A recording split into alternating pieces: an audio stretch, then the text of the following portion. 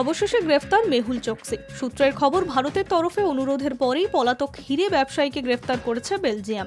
শনিবার তাকে গ্রেফতার করে জেলে রাখা হয়েছে বলে খবর। তবে সরাসরিভাবে এই বিষয়টি এখনো পর্যন্ত নিশ্চিত করা হয়নি। তবে বিসিআই সূত্রে জানা গিয়েছে মেহুল চোকসিকে জেলে রাখা হয়েছে আপাতত।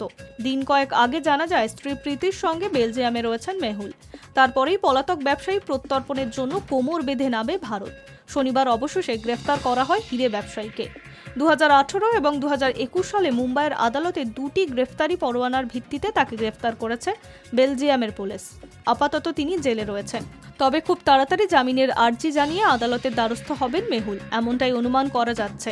65 বছর বয়সী মেহুলের একাধিক শারীরিক সমস্যা রয়েছে, তার ভিত্তিতেই জামিন চাইতে পারেন তিনি। উল্লেখ্য, 2018 সালে গুজরাটের হিরে ব্যবসায়ী মেহুলের বিরুদ্ধে বিরাট অঙ্কের আর্থিক কেলেঙ্কারির ধরা পড়ার পরেই তিনি দেশ ছেড়ে পালিয়ে যান। 2021 সালে ডমিনিকা থেকে কিউবা পালানোর সময় একবার ধরা পড়েছিলেন তিনি। নিজের বিরুদ্ধে ওঠা অভিযোগের রাজনৈতিক ষড়যন্ত্র বলে এড়িয়ে যাওয়ার চেষ্টাও করেছিলেন মেহুল। অবশেষে গত মাসে বেলজিয়াম সরকারের তরফে স্বীকার করা হয় মেহুল চোকসি সেই দেশেই রয়েছেন। বিষয়টি গুরুত্ব সহকারে বিবেচনা করে সেদিকে নজর রাখা হচ্ছে বলে জানায় তারা।